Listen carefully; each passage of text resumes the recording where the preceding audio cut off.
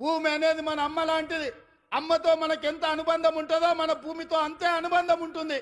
నాకు తెలియంది కాదు, కానీ అభివృద్ధి జరగాలంటే ఆ భూసేకరణ జరగాలి. అందుకే వాళ్లకు కావలసినంత నష్ట పరిహారం ఇవ్వడం ద్వారా భూమిని సేకరించి పరిశ్రమలు పెట్టాలని నేను ప్రయత్నం చేస్తుంటే కేసీఆర్, కేటీఆర్, హరీష్ అడ్డుకుంటున్నారు. నేను అడుగుతున్నా, మీరు ఆలోచన చెయ్యండి అని. ఇవాళ వాళ్ళు అడ్డుకుంటారు, పోతారు. వాళ్ళకి ఫామ్ హౌస్లు ఉన్నాయి. ఒక ఆయనకు జన్వాడలు ఉంది, ఒక ఆయనకు గజ్వేల్ ఉంది. వాళ్ళు సంతోషంగా ఉంటారు. మళ్ళీ ఈ జిల్లాకి ఎప్పుడైనా పరిశ్రమలు వస్తాయా? మన పిల్లలకు ఉద్యోగాలు వస్తాయా? ఇవాళ మీరు అండగా నిలబడితే 10 రూపాయలు ఎక్కువైనా ఇచ్చే శక్తి నా దగ్గర ఉంది. నేను సంతకం పెడితే 10 లక్షలు కాదు, ఎకరాకి 20 లక్షలు ఇచ్చే శక్తి నా దగ్గర ఉంది. తీసుకోండి, 20 లక్షలు తీసుకోండి. మీకు ఇచ్చే బాధ్యత నాది. ఇంటికి పైసలు తెచ్చి ఇచ్చే బాధ్యత మాది. నీ ఇంట్లో ఉన్న చదువుకున్న వాళ్ళకు, చదువు రానోళ్ళకు ఉద్యోగాలు ఇచ్చే బాధ్యత నాది. అభివృద్ధిని అడ్డుకోకండి, మా మాటలు వినకండి, వాళ్ళ ఉచ్చులో పడకండి. వాళ్ళ ఉచ్చులో పడితే జైల్లోకి వెళ్తే మన కుటుంబాలు ఆగమవుతాయి. ఇవాళ 10 రూపాయలు ఎక్కువ తీసుకోండి, పక్కకు పోయి భూమి కొనుక్కోండి, పిల్లలకు ఉద్యోగాలు తీసుకోండి, మీ కుటుంబాలు బాగుపడండి. ఇంట్లో ఒక్కరికి ఉద్యోగం వస్తే ఒక తరమే మారుతుంది, ఒక తరం తలరాతనే బాగుపడుతుంది. తలరాతను మార్చే అవకాశాలను వదులుకోకండి. ఇవాళ ఈ జిల్లా మీద పగబట్టి ఈ జిల్లాను అభివృద్ధిని అడ్డుకోవాలని సాగునీటి ప్రాజెక్టుల కాళ్ళ కట్టబెడుతున్నారు. పరిశ్రమలు దేవాలంటే భూసేకరణ జరగకుండా అడ్డుపడుతున్నారు. ఇవన్నీ కూడా ఈ జిల్లా గమనించాల్సిన అవసరం ఉన్నది. అందుకే మిత్రులారా, ఇవాళ రైతులకు బోనస్ ఇచ్చినాం, రైతు రుణమాఫీ చేసినాం, ఇవాళ 50,000 ఉద్యోగాలు ఇచ్చినాం. ఆడబిడ్డలకు 1,15,00,000 మంది ఆడబిడ్డలు ఆర్టీసీ బస్సుల్లో 3,700 కోట్ల రూపాయలు ఉచితంగా ప్రయాణాలు ఇచ్చినాం. 200 యూనిట్లు ఉచితంగా ఈరోజు పేదలకు విద్యుత్ ఇస్తున్నాం. 50 లక్షల కుటుంబాలకు 500 రూపాయలకే సిలిండర్ ఇస్తున్నాం. పాఠశాలలలో మెస్సు ఛార్జీలు, కాస్మెటిక్ ఛార్జీలు 40% పెంచినాం. ఇవన్నీ కూడా అప్పు చేయకుండా కోకపేటల భూములు అమ్మకుండా మేం చేసినాం. ఇవే కాదు, సంవత్సరం మొత్తం 72 లక్షల కుటుంబాలకు, రైతు కుటుంబాలకు 54,000 కోట్ల రూపాయలు ఖర్చు పెడితే ఒక్క కల్వకుంట్ల చంద్రశేఖరరావు చేసిన 7 లక్షల కోట్ల రూపాయల అప్పుకు ఇప్పటి వరకు మా బట్టి విక్రమార్క గారు 60,000 కోట్ల రూపాయల మిత్తి కట్టిండు. మిత్రులారా, మన నెత్తి మీద గుదిబండ పెడితే ఆ గుదిబండకు 60,000 కోట్ల రూపాయలు అప్పు కట్టిండు. ఇవాళ 7 లక్షల కోట్ల రూపాయలు చంద్రశేఖరరావు అప్పు చేయకపోతే 60,000 కోట్ల రూపాయలు రైతులకు వంచితే ఇవాళ అన్ని కష్టాలు తీరుతుండే కదా. ఇవాళ ఆయన అప్పుకు 60,000, ఆయన ఒక్క కుటుంబం చేసిన అప్పుకు 60,000 కోట్లు కడితే 70 లక్షల రైతు కుటుంబాలకు 54,000 కోట్లు ఇచ్చినాం. అంటే ఆయన దోపిడీ ఏ లెవెల్లో సాగిందో, ఆ దోపిడీకి ఈరోజు మేము ఎట్లా బలైపోతున్నామో, తెలంగాణ బడ్జెట్ ఎట్లా కేసీఆర్ దోపిడీకి బలైపోయిందో మీరు ఒక్కసారి ఆలోచన చేయండి. ఇవాళ అక్కడ నిరసన తెలిపిన రైతులు లాఠీ చార్జ్ గురించి మాట్లాడుతున్నారు. మల్లన్న సాగర్లో మల్లారెడ్డి అనే ఒక రైతు భూమి పోయిన రోజు కట్టెలు చితి పేర్చుకొని బతికుండగానే ఆ చితి మీద పండుకొని నిలువున తగలబెట్టుకున్న రైతు మల్లన్న సాగర్లా మల్లారెడ్డి అనే పేరుంది. హరీష్ రావు గారు రా అసెంబ్లీకి. ఆనాడు భూమి కోల్పోయిన మల్లారెడ్డి చితి పేర్చుకొని కాల్చుకున్నప్పుడు నీ కన్నీళ్ళు ఎక్కడికి పోయినాయి?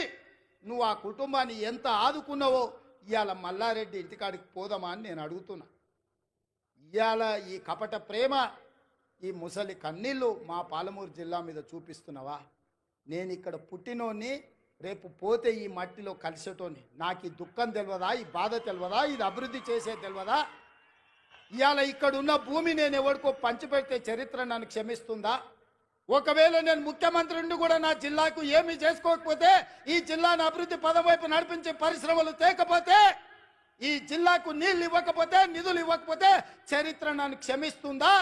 చరిత్రలో క్షమించరాని నేరం నా చేత చేయించాలని వాళ్ళు కుట్రలు చేస్తున్నారు. ఇట్లాంటి కుట్రలు, కుతంత్రాలు సాగవు మిత్రులారా. ఎవరు అడ్డం వచ్చినా తొక్కుకుంటా పాలమూరు జిల్లాకు నిధులు తెస్తా, నీళ్లు పారిస్తా. కొడంగల్లో పారిశ్రామిక వాడ ఏర్పాటు చేస్తా, 25,000 మందికి ఉద్యోగాలు ఇప్పిస్తా. అది నా బాధ్యత, నా జిమ్మెదారి అని నేను చెప్పదలుచుకున్నా. నా జవాబుదారీ, నా జిమ్మెదారి నాకు తెలుసు. నేను ఎవరికి భయపడేటోని కాదు. ఎవరికి భయపడితే ఇంత దూరం నేను రాను. నేను పుట్టింది పెరిగింది నల్లమల్ల అడవుల్లో బిడ్డ. మేము పులులను చూసినాం, అడవిలో ఉండే మృగాలను చూసినాం, తొడేళ్లను చూసినాం. అన్నిటిని ఎదుర్కొని ఇంత దూరం వచ్చిన మానవ మృగాలు మీరెంత నాకు కాలి గోటితో సమానమని నేను చెప్పదలుచుకున్నాను. ఇవాళ గౌరవంగా మర్యాదగా పరిపాలన చెయ్యాలి, ప్రభుత్వాన్ని నడపాలి, రైతులు ఆదుకోవాలి, విద్యార్థులకు ఉద్యోగాలు ఇవ్వాలి, మహిళలు ఆత్మ గౌరవంతో ఉండాలి అని మా ప్రభుత్వం పనిచేస్తుంది. అందుకే ఇవాళ ఈ ప్రభుత్వం రైతు పండుగ ఈరోజు ప్రతి ఒక్కరి మధ్యలో కూర్చొని ధైర్యంగా ఇవాళ మీ దగ్గరకు వచ్చిన. ఎందుకంటే చేసిన కాబట్టి నేను వచ్చిన. చేసింది చెప్పుకోవడంలో మేము కాస్త వెనకబడ్డామని మా బట్టి గారు అంటుంటారు. నిజమే, పనిలో పడి చెప్పుకునేదే మర్చిపోయినాం. ఎందుకంటే మనకు ఆడంబరాలు ముందు నుంచి తెలియదు. మనకు పని చేసుడు తప్ప పాలమూరు వాళ్ళకి ఏమన్నా తెలుసా? రోజుకి 8 గంటలు 10 గంటలు 12 గంటలు ఏడికి పోయినా చెమట వచ్చే వరకు రక్తం చిందే వరకు పనిచేసే తత్వమే మనది తప్ప గొప్పలు చెప్పుకునేది మనకి ఎవరికని తెలుసా? నేను కూడా మీలో ఒకనే, మీలాంటోనే కష్టపడడం తప్ప నాకు గొప్పలు చెప్పుకునేది తెలుసా?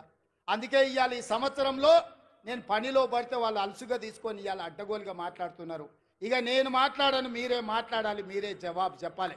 మీ రైతులే నా బ్రాండ్ అంబాసిడర్లు, మీరే పాలమూరు బిడ్డలకు మీరే బ్రాండ్ అంబాసిడర్లు. మీలో ఒక్కొక్క యువకుడు ఒక రేవంత్ రెడ్డి తెలంగాణ రాష్ట్రం నలుమూలల ప్రభుత్వం చేస్తున్న పనులను, పాలమూరులో జరుగుతున్న అభివృద్ధిని మీరే నలుదిక్కుల చాటాలి. మీరే నా బ్రాండ్ అంబాసిడర్లు.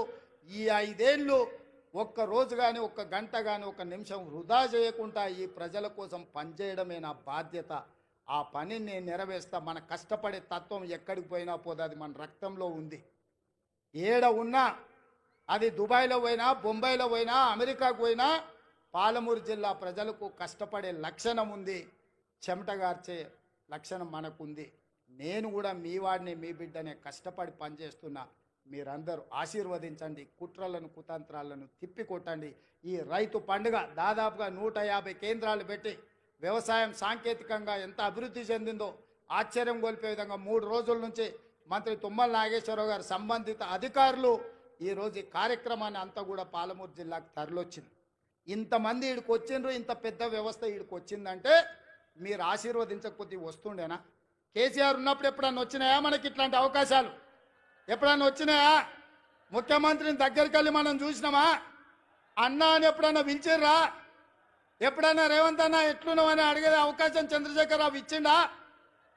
ఆయన ఎక్కడుండేనో ఎట్లుండేనో మనకు తెలియదు. ఇవాళ మనం ఉన్నాం కాబట్టి ఇవాళ మనం కలుసుకోగలిగినాం, ఈ పండుగ చేసుకోగలిగినాం. ఈ పండుగ వాతావరణం ఇది 10 కాలాల పాటు ఉండాలి. పాలమూరు పండాలి పసిడి పంటలతో. 20 లక్షల ఎకరాలు కనీసం జితేందర్ రెడ్డి గారు చెప్తున్నారు, కరెక్ట్ 2 ఏళ్ళు కష్టపడితే 20 లక్షల ఎకరాలకు నీళ్ళు ఇవ్వచ్చు అని. వారి మాటతో నేను ఏకీభవిస్తున్నా. నా బాధ్యత అది.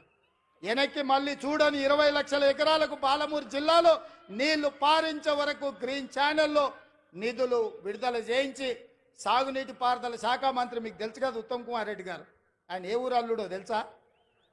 మన పాలమూరు అల్లుడు, జడ్చర్ల పక్కనే ఊరు. మన ఊరు అల్లుడే ఈరోజు సాగునీటి పారుదల శాఖ మంత్రి. మరి మనము ఇంత త్యాగం చేసినాం బిడ్డనిచ్చి ఆయనకు, అవునా? మన పాలమూరు ఆడబిడ్డను ఆయనకిచ్చి పెళ్లి చేసినాం. మరి ఆ రుణం అయితే వారు తీసుకోవాలి కదా. ఇక మల్లు గారి గురించి నేను చెప్పాల్సిన పర్లేదు. మల్లు అనంతరాములు గారి నుంచి, మల్లు అని అంటేనే పాలమూరు అనేది తెలుసు.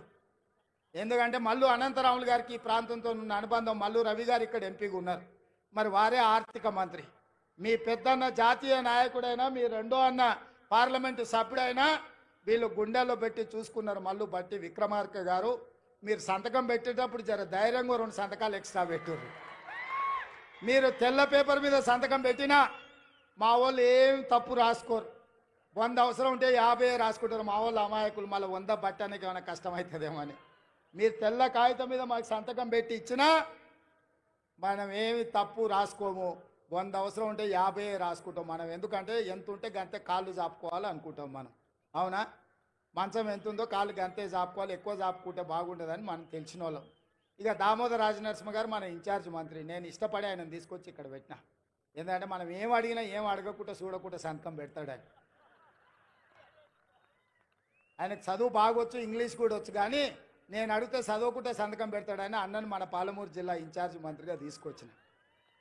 నేనే అడిగి వారిని ఇక్కడ ప్రత్యేకంగా సెలెక్ట్ చేసి పెట్టుకున్నా. నాకేముంది చెప్పు, ఆయనను ఏదన్నా అడిగితే జిల్లా కోసం అడగాల్సిందే కదా.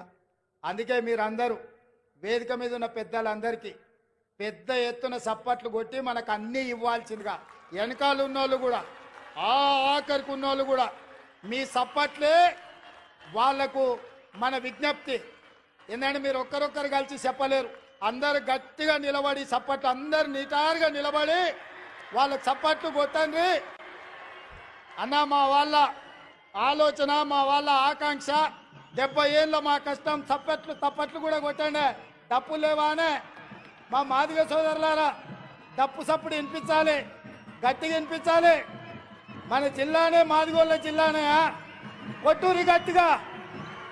ఎందుకంటే వాళ్ళకి ఎప్పుడైనా సంతకం పెట్టే ముందు మీ సప్పట్లు వినిపించాలి, మీ డప్పుల మూత వినిపించాలి, వాళ్ళ గుండెల్లో సంతోషం పరవళ్ళు తొక్కాలి.